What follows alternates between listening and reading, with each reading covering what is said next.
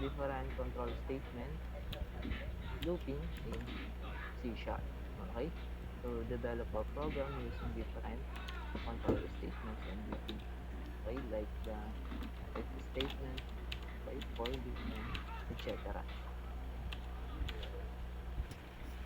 So unahin natin, ano ba yung tinatawag natin control flow? Okay? So control flow in programming, control flow is the order in which statements and instructions are executed. Okay? So programmers are able to change a program's control flow using different control structures. Okay? And yung ating tinatawag ng mga conditional statement. So ano-ano ba yung mga conditional statement na yan? So unahin natin yung control statement na tinatawag natin. Sa control statement, so we have if statement, if then else statement, else if statement, and the switch. Okay? So yan yung apat na conditional statement natin. Okay? And take note, in C#, okay, C# supports the usual logical conditions from mathematics. Okay? So ito yung less than. So yan yung mga logical condition from mathematics. Okay, yung less than. So ito yung kanyang format. So yung A less than B. Okay, ito yung gamit. And then less than or equal. Okay, ito yung kanyang format, yung pattern. And then greater than or equal, then equal to, and yung not equal to. So, tandaan nyo yung different logical condition na yan.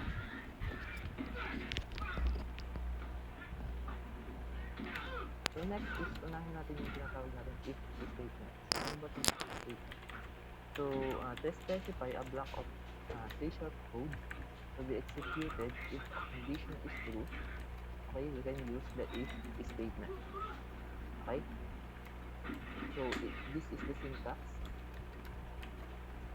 We have the keyword, yung if natin na keyword, and also yung ating condition na nasa loob ng parenthesis. Okay? And inside this braces, yung curly brace natin, so dito yung block of code. Okay? Block of code to be executed if the condition, itong condition na to ay true. Okay? So yun yung syntax ng ating if statement. So let's have an example.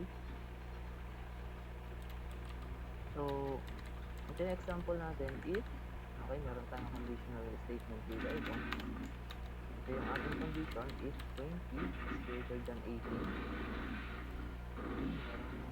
Nag-join ka. Good afternoon. Pag lumakad. Okay. Sabihin na natin. So, if 20 is greater than 18, so sabi ko sa definition kanina, kapag true yung ating condition, mag-execute yung block of code dito sa ating loob ng braces natin. Okay? So, since true ito, kasi yung 20 is greater than 18, so mag-execute yung code na to. Okay? So, console.write line 20 is greater than 18. So, another example, we can also use variable in our condition. Okay? So, sa ating condition, loob ng ating if statement. Ayan. So, yung variable natin dito, same lang naman yung idea dun sa ginawa natin, dun sa unang example natin. Kasi, yung variable dito na ginamit is may value din naman siya. Okay? Which is 20. And then yung variable y is 18. And sa condition, ginamit natin. Okay? Since true pa rin to, so mag-execute yung code natin dito. Okay? So, paano naman kapag false yung statement? Okay? False dito sa condition natin. So, ano nangyayari? So, walang mag-execute kasi wala namang tayo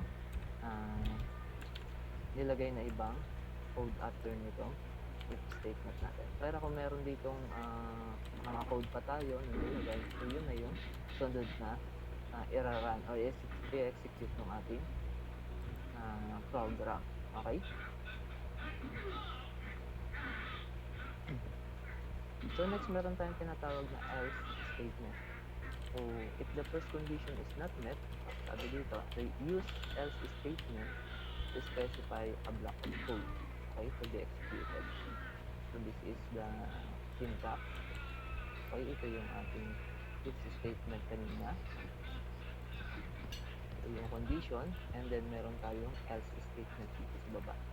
So sabi kanina, napakasimple naman kung yung condition dito sa if statement natin is false, so ito yung mag-execute na code natin, code block. Yung ating nasa else statement. Okay?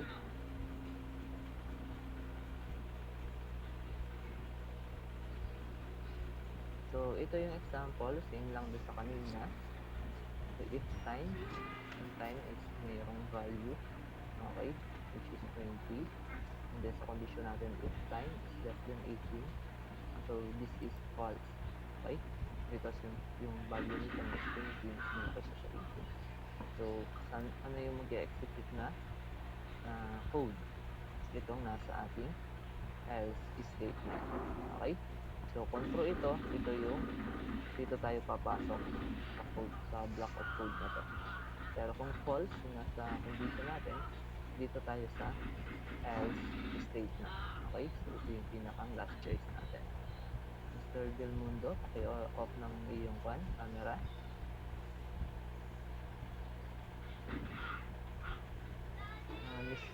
Sino ba daw? Del Mundo,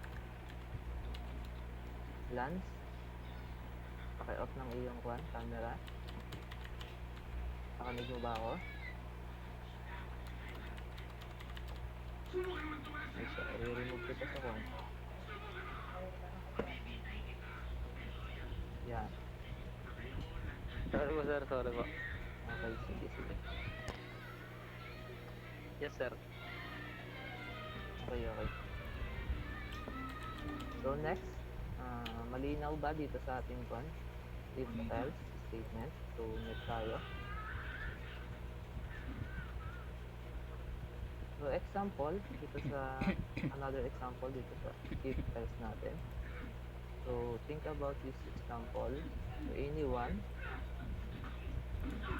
sino yung makakapagsabi kung ano yung magiging output nitong ating example na to, itong code natin na to. Pwede kayong mag-chat dito sa ating chat box or open na lang kayo ng microphone. Anyone, class?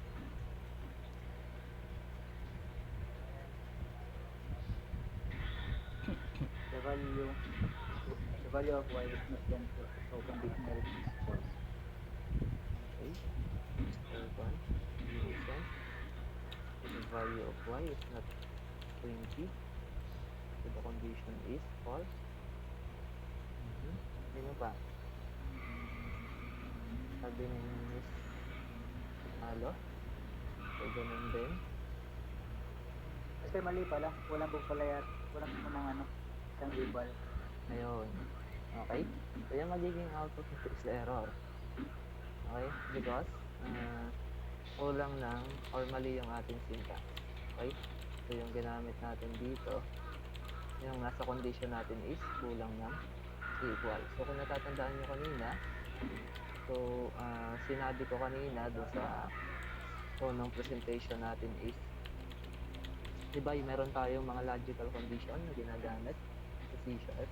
Okay? So yung ating mga less than, equal, less than or equal, nabanggit ko kanina, nasabi ko sa inyo na itandaan nyo. So doon natin malalaman ito yung mali dito sa ating code ng program. So yung ginamit natin sa condition is single lang yung equal sign, which is dapat pag sa conditional natin is kapag equal to double equal yung ating gagamitin. Okay? So, pero kung ito ay naka-double equal, tama naman yung inyong sinabi na ang mag-execute ay itong nasa else. Okay? And siguro din nyo lang agad napansin yung double equal dito.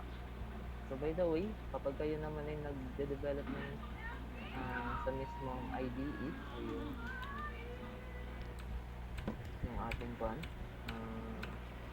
environment development. Okay? So, ito naman ay meron namang lalabas dun na error. Okay? At makikita naman natin kung saan yung error.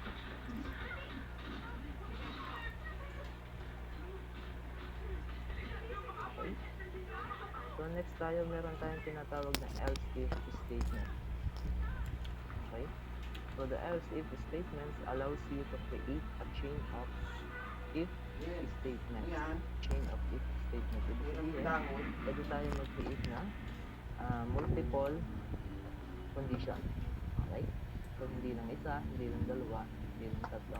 So, depende sa ating ilalagay na condition or kailangan. Okay? So, this is the example. So, meron tayong if condition dito sa unahan. So, ito yung una natin discuss kanina. And, meron tayong else, yung kakadiscuss lang natin. And, this is the else if statement. So, nasa gitna. Okay?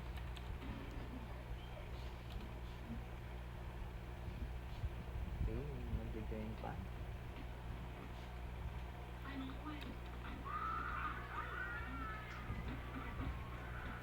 So, ayan.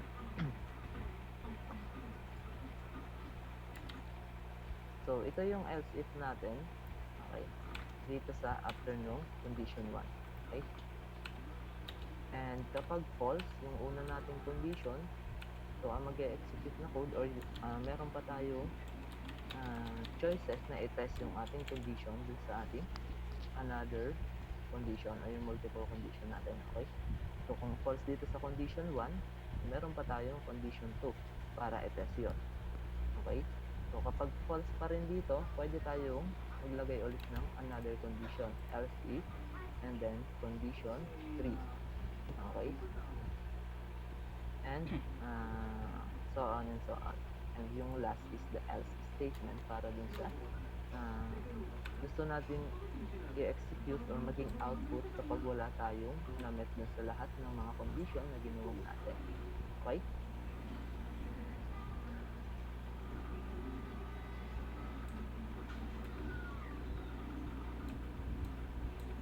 Okay, ito yung example dito sa ating else if statement. So, meron tayong condition dito if time is less than 10. So, ito class I greater than ito. Hindi ko lang nabago. If time is less than 10, then ito yung block of code na mag-execute. Or else if time is greater than 20, then ito yung mag-execute na block of code. Since yung value ni time is 22, okay, so siya ay hindi pasok dito sa unang condition. And dito sa ating next condition, second condition natin is ba?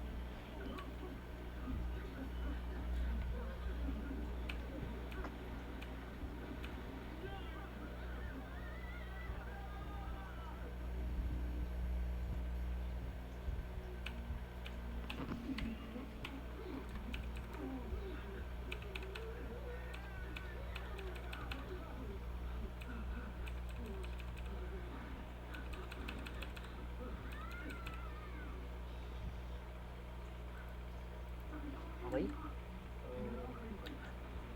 So, balik tayo. So, yan. So, dito sa else if condition natin, so dito papasok yung ating dito magte-true yung value ni time. Okay? Since yung time is 22, siya ay greater than 20. So, ito yung mag-execute na code natin, yung ating second condition. Okay?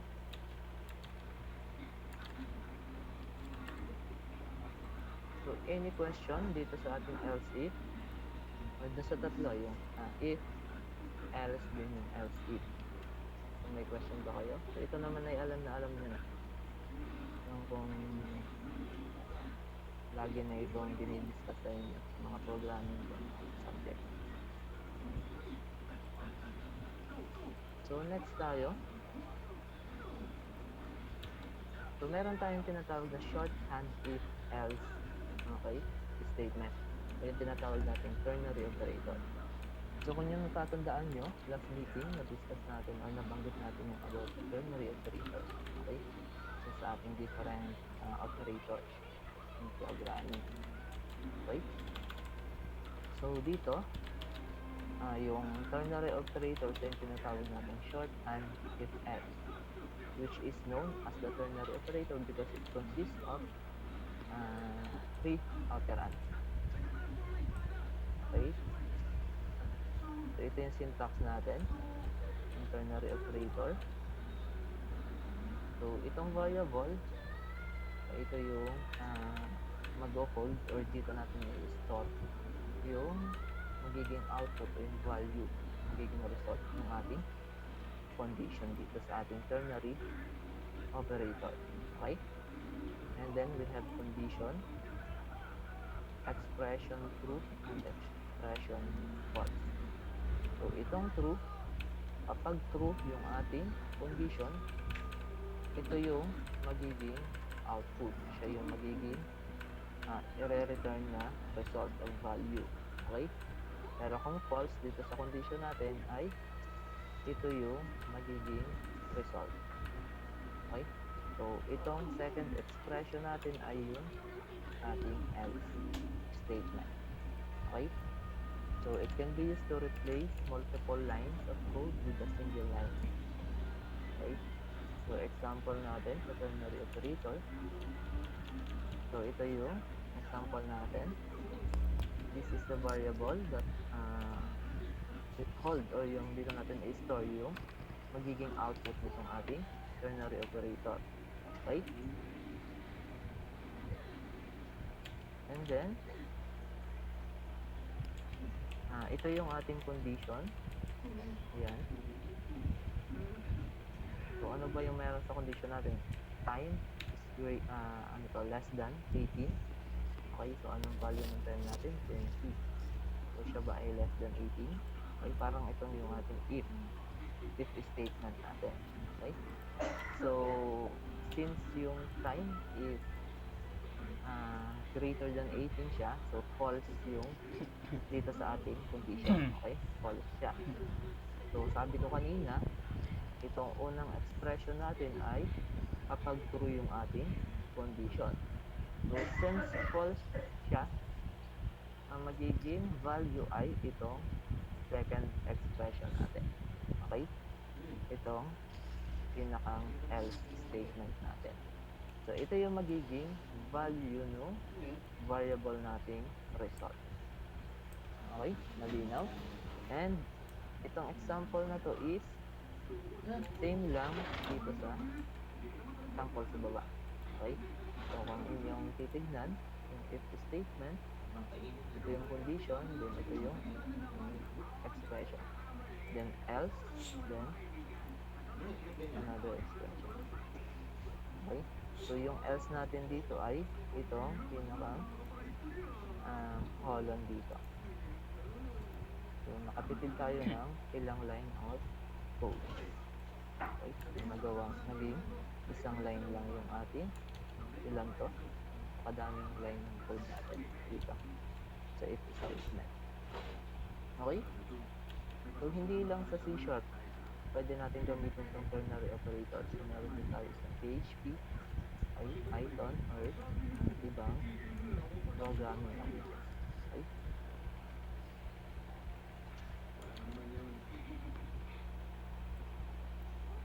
So, next, another conditional statement is the switch statement or yung switch case. tinatawag natin. Okay? So, the switch statement, use the switch statement to select one of many code blocks to be executed. Okay? So, this is the syntax ng ating switch. So, meron tayo switch na keywords and expression. Okay? And then, meron tayong case X, case Y, and then yung default. Okay? So, pwede tayo mag-create ng madaming case. Okay? Cases. So, depende sa ating kailangan or condition. Okay? So, paano ba gumagana tong switch case na to, statement natin? The switch expression is evaluated once. So, ito yung ating expression. Okay? So, isang beses lang to ini-evaluate since ito yung nasa unahan ng ating statement. And then, the value of the expression, yung value nito is compared with the values of case. Okay? So, dito, case na to. And then, pag false doon, dito naman sa case na to. Okay? So, di yan kino-compare. Parang multiple statement din or else if. Okay? So, ito yung unang statement. Then, pag hindi pasok doon, another condition. So, parang ganun lang. Okay? So, kapag nag-true dito sa case na to, and then mag-execute yung code block dito sa case na yan. So, yun yung idea kung paano gumagana si switch statement. So, example.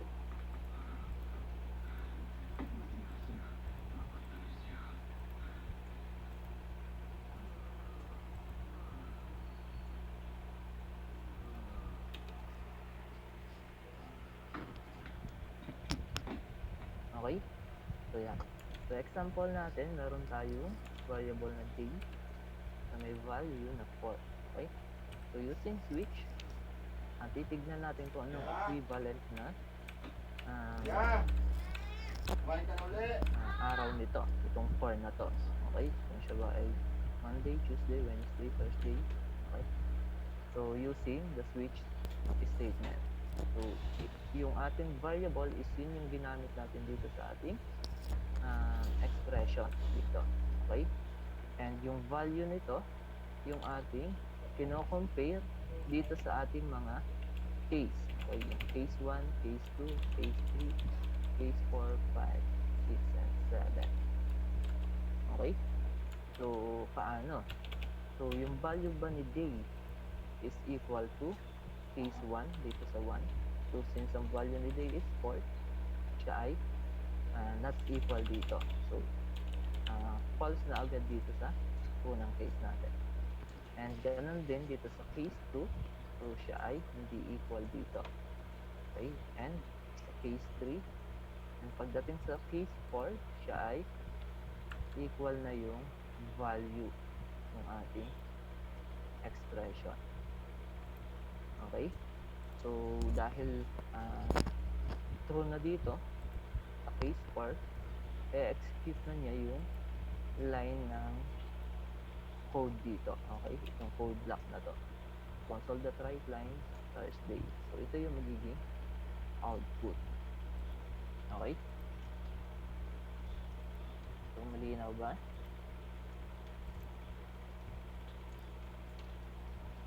No, class? Yes, sir. Yes, sir. Yes po, sir. Okay? So, yeah. So, meron tayong tinatawag na break keyword. Okay? So, ano ba tong break na to?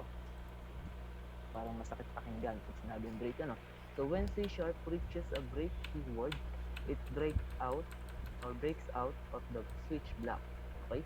So, balik tayo dun sa example natin kanina. So, tignan muna natin itong syntax natin.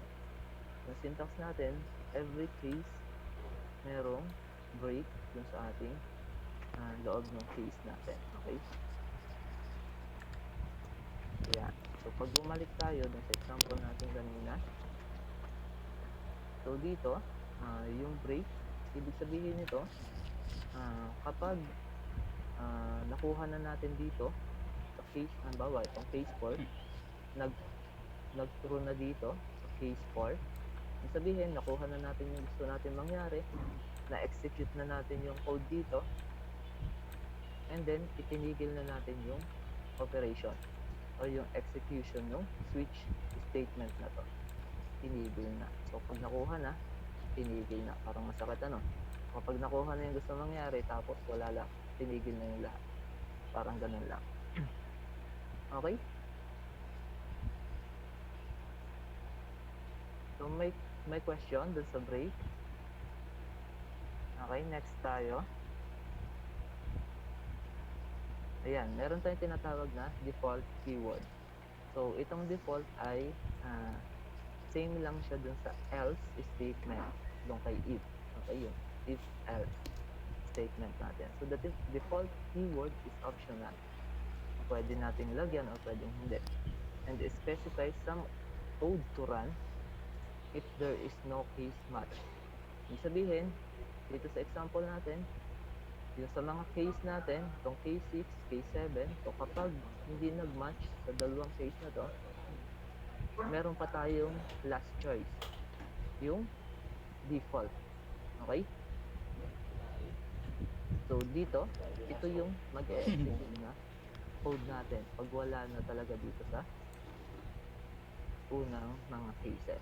Ibig sabihin, pag wala tayong napala dito, wala tayong nakuha dito, meron tayong last choice na pwedeng makuha.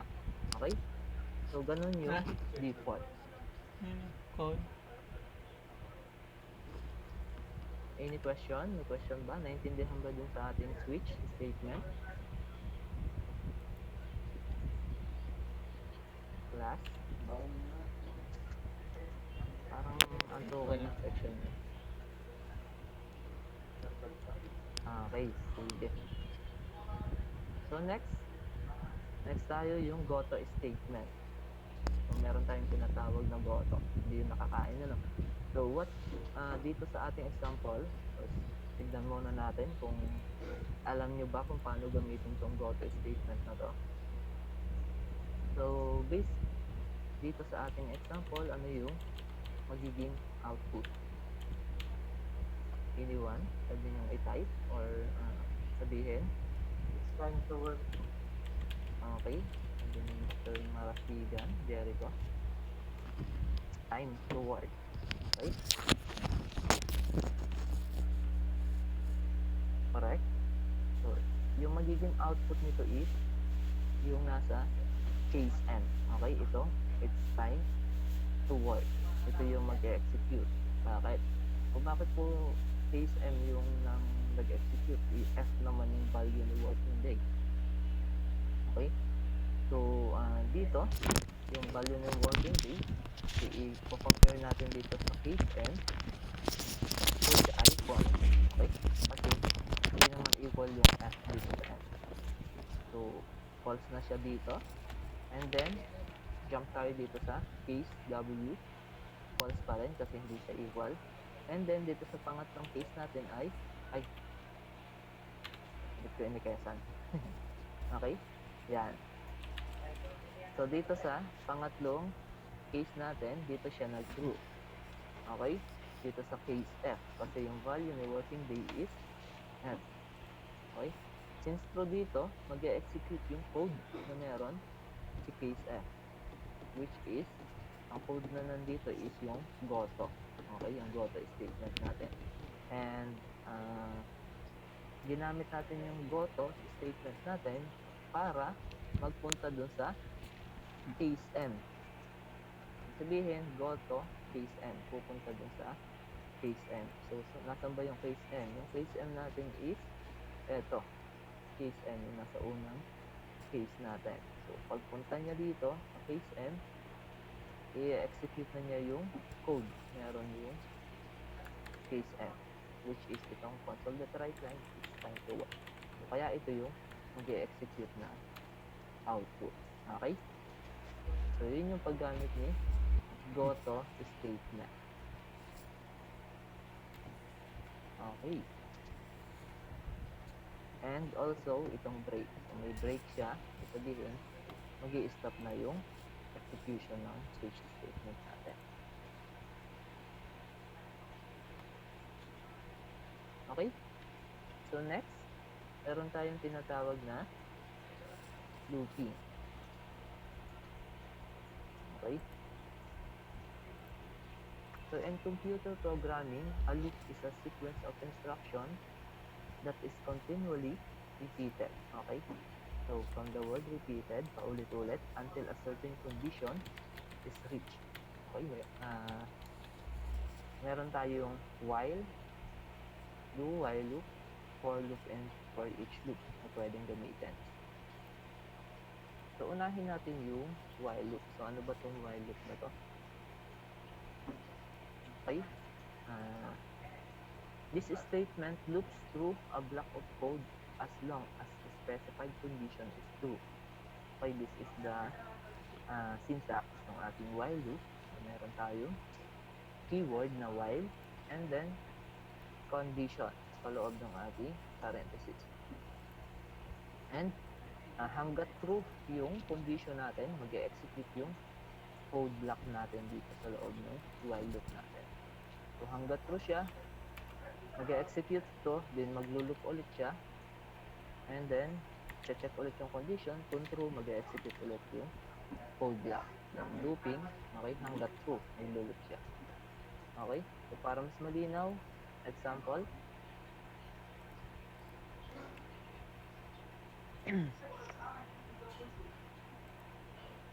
Okay.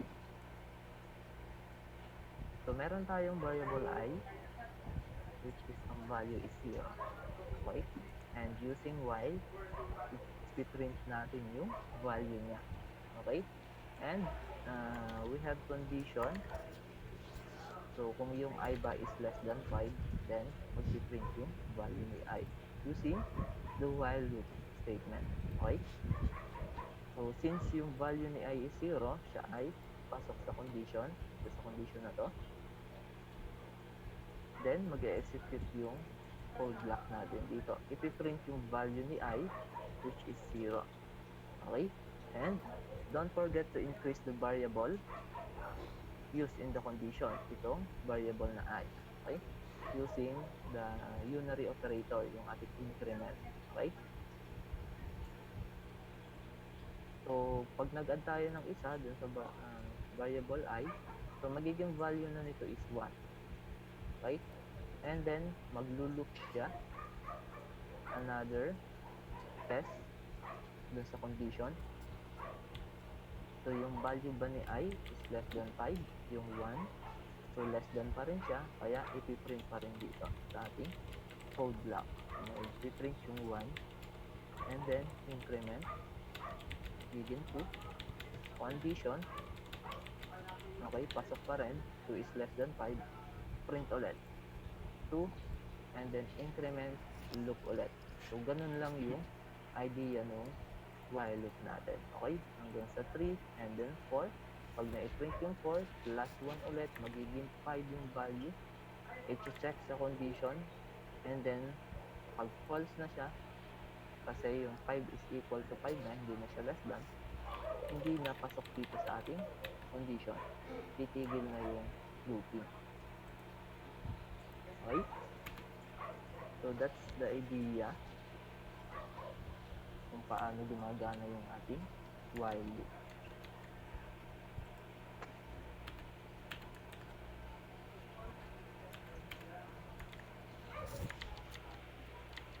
Okay? So, another one, example. What is the output? Itong ating example. 4. Sabi niyo, Miss Kwan, manalo. Okay? So, yung output nito is 4. Correct. Okay? So, since yung value ni I na 4 is less than 5 pa siya, pasok sa condition, ipiprint na yung 4, yung value ni I.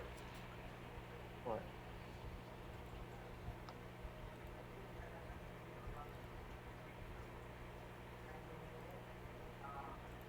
Okay? And then, increment plus 1. So, magiging value ni I ay 5. So, si 5 is hindi na siya less than 5. So, kaya hindi na siya pasok sa condition, titigil na yung program. Okay, yung while loop natin.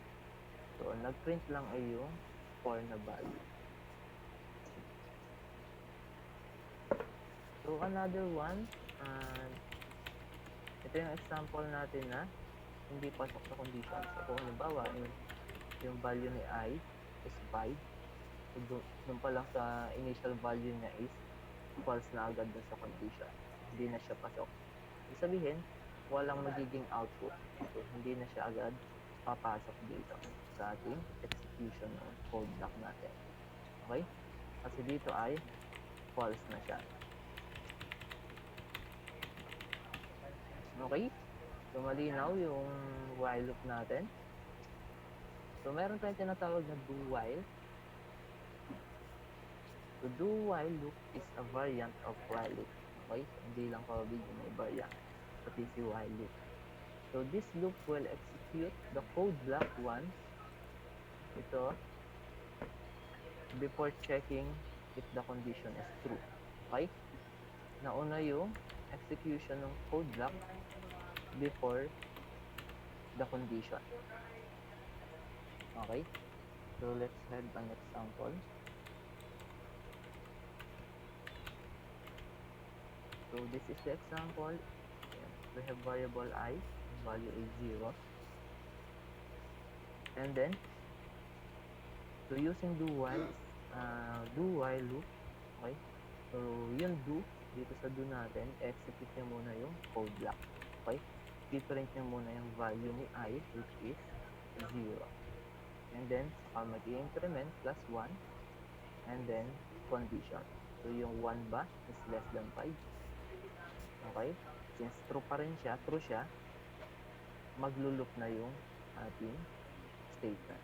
And then, do yung code block, isi-print ulit, which is yung value ni I1, isi-print yung 1, and then, increment. So, magiging 2.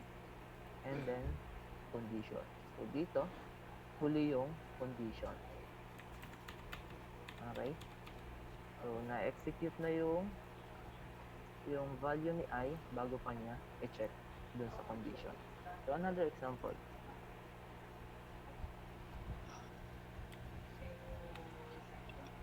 So, dito, ano yung magiging output? Anyone? So, mabilisan lang. Dali lang naman. Anyone? 5. Okay? Yan. Very good. So, ang naging output nito is 5. Kahit yung value ni I is false or hindi pasok sa ating condition, ipiprint pa rin yung value ni I. Okay? Which is, using do while, nauuna yung execution ng code block before yung checking yung ating condition. Okay? So, kahit yung 5 natin is false dito sa condition, ipiprint pa rin itong code block natin dito. Yung value ni variable natin. Okay, very good. So next, we have for loop. So ano ba itong for loop? When you know exactly how many times you want to loop. Okay, so ang gagamitin natin ay for loop instead of while loop. So ito yung syntax natin ng for loop. Yung for na keyword, and then sa loob ng parenthesis, meron tayong tatlong statement. Okay? Separated by semicolon. And then yung ating code block na execute. So example, yung una nating statement, di ba meron tayong tatlong statement. Yung unang statement natin is yung variable natin na assign tayo ng value, okay? Assigning ng value dun sa ating variable. So, dito class, pwedeng before natin gamitin yung for loop ay nag-declare na tayo ng variable I. Pwede naman. And then, yung I is gagamitin na lang natin dito sa unang statement natin. So, So, mag-a-assign tayo ng value. Okay? Pero pwede naman na direct dito na din natin i-declare. Ilagay natin yung data type niya. Int I, then equal to yung value na ibibigay natin. Okay? And then, second statement, ito ay yung ating condition. Okay? So, kung yung I ba is less than 5, so yun yung ating condition. And then, third statement ay yung ating increment. Okay? Increment of value ng ating variable. Then, yung ating code block na execute. Good afternoon po, Dean. Okay. So, next is, paano ba nag-execute yung for loop na to? So, dito class, yung unang condition natin, i-check yung value ni I, kung siya ay equal, less than 5. Okay, dito sa condition natin. So, since true siya, pasok sa condition, execute yung code block dito, or block of code, which is itong console.writeLine I. Okay, so ano ba yung value ni I? 0. And then, after ma-execute yung code block dito, may increment tayo ng value ng I++. Kung madadagdagan yung value ni I, magiging 1. So, pag loop, i-check ulit dito sa condition kung less than 5 siya, yung 1. So, since 1 is less than 5, mag-execute ulit yung code block natin. I-print ulit. Then, increment ulit. Maglo-loop. I-check ulit sa condition kung siya ay less than 5. So, pag true, print ulit or execute ulit ng code block. I-print yung sunod na value. Hanggang makarating ng 3 and 4. Okay? Then, increment. Pag 5 na, false na doon sa condition, titigil na yung looping. Okay? So, parang ganun lang din sa while loop kanina. Okay? So, another example.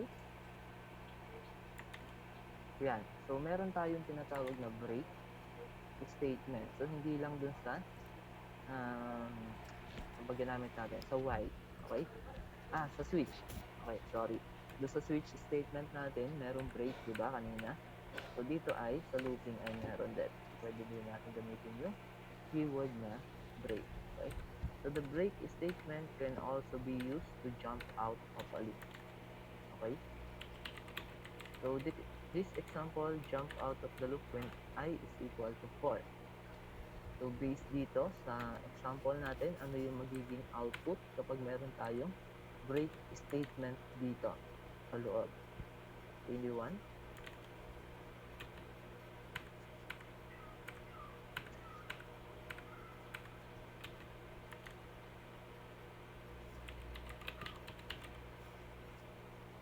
Plus, type ulit nyo na lang ulit dun sa dun sa ating chat box.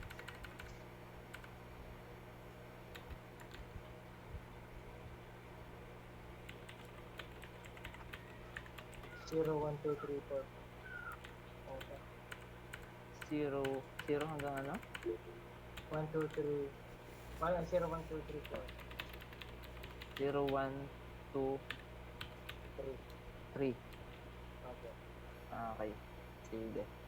And sabi ni Miss Jenny Rose, Lagasca, 0, 1, 2, 3, 4. And sabi naman ni Mr. Marasigan ay 0, 1, 2, 3. So, the correct is 0, 1, 2, 3.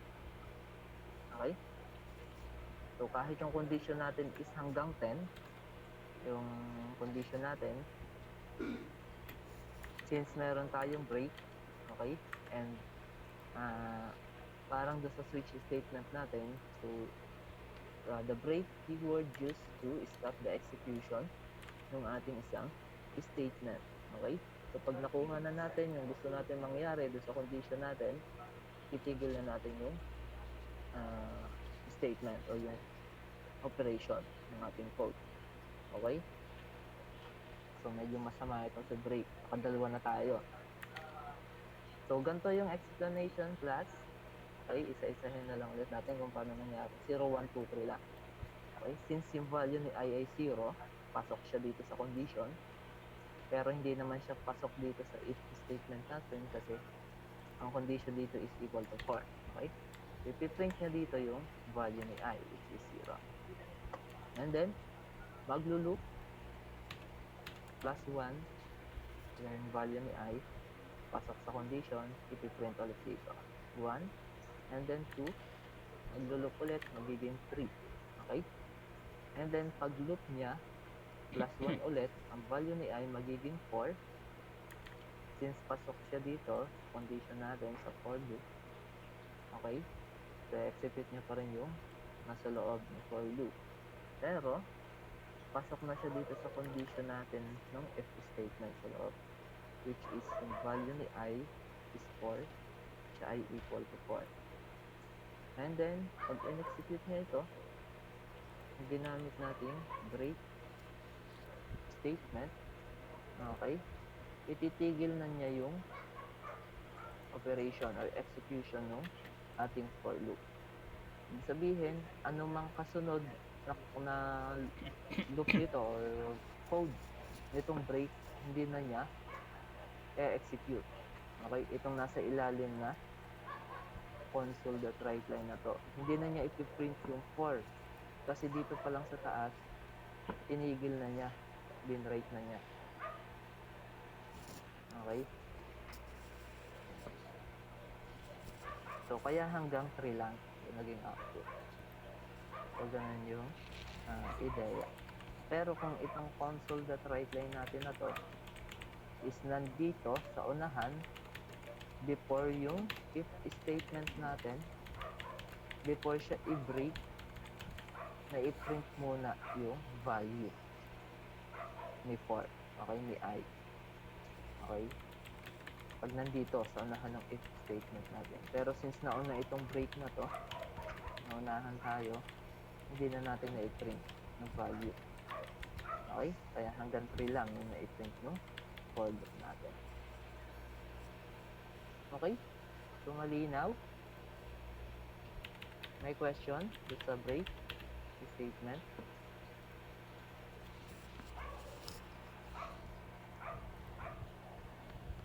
May question, class? Wala? Wala na po, sir. Okay. So next, meron tayong tinatawag na continue. Okay? So ito, medyo magandang pakinggan dito, ano? Continue. So, bakit kailangan break na lang ng break? Ano? Kung pwede naman natin i-continue.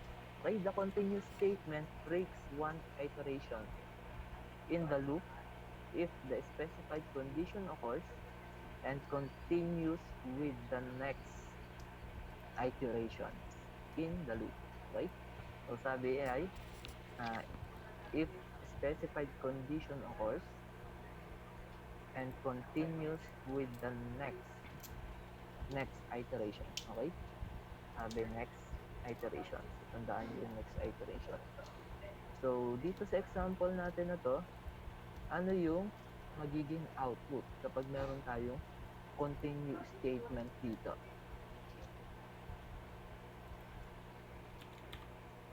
Zero hanggang 9 po. 0 hanggang 9. 0, 1, 2, 3, 5, 6, 7.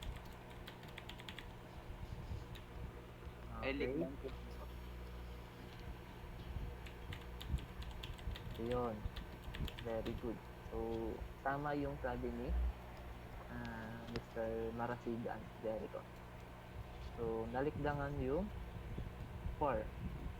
So, magiging output ay 0, 1, 2, 3, 5, 6, 7, 8, 9. Okay? So, bakit? So, ganun ulit sa kanina. So, since yung value ni I is 0, so ipiprint niya yung 0. Okay? So, pareho lang naman ito nung kanina. Ang ginamit lang natin i-continue. So, print na natin 0, 1, 2, 3. Okay? So, kapag 3 na, i-print na yung 3, magpa-plus 1 na yung increment natin. And then, pag loop, 4 na yung value ni I. So, pasok naman siya dito sa condition na to. Pero dito ay pasok na siya. Yung value ni I na 4. So, equal to 4 na siya. And, i-execute na yung nasa loob ng if statement natin, which is the continue statement. So, sabi dito, sa definition natin, continues with the next iteration. Okay? Ibig sabihin, i-continue niya yung sunod na iteration, yung sunod na looping. Maglo-loop na siya. Okay? Or mag-i-increment na yung value, then maglo-loop na. Okay? So, dito, using continue, i-continue na niya yung next iteration. Okay? So, maglo-loop na dito. And, hindi na niya na-i-print yung yung value ni I. Hindi na niya na-i-print or na-i-output. Okay? Tinuloy na niya yung sunod na iteration. So, yun yung paggamit ng continue. So, same idea din lang kanina dun sa break. Kung ito ay nauna, dito, bago yung if statement, bago yung continue statement, Nagagawan ka may talaga. i-print muna natin yung value Yun na ni I ingay. before i-continue. Diba? Paano di Since pa nauna naman naligo? itong continue, hindi na natin na-i-print yung value ni I. Next iteration, 5 na yung value. Okay? So, wala na siya, hindi na siya pasok dito sa if statement. Ipiprint na yung value ni I na 5. 6, 7, 8, hanggang 9. Okay? So, nalikdangan yung 4. So, yun yung continue.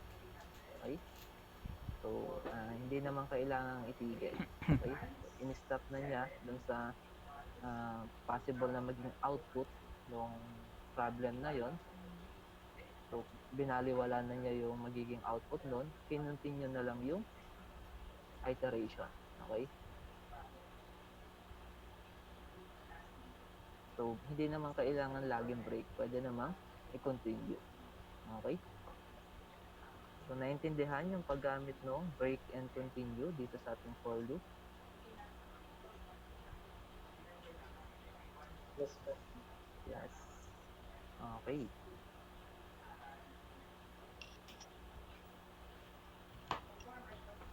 Okay? So, meron tayong tinatawag na for each loop. So, dito, there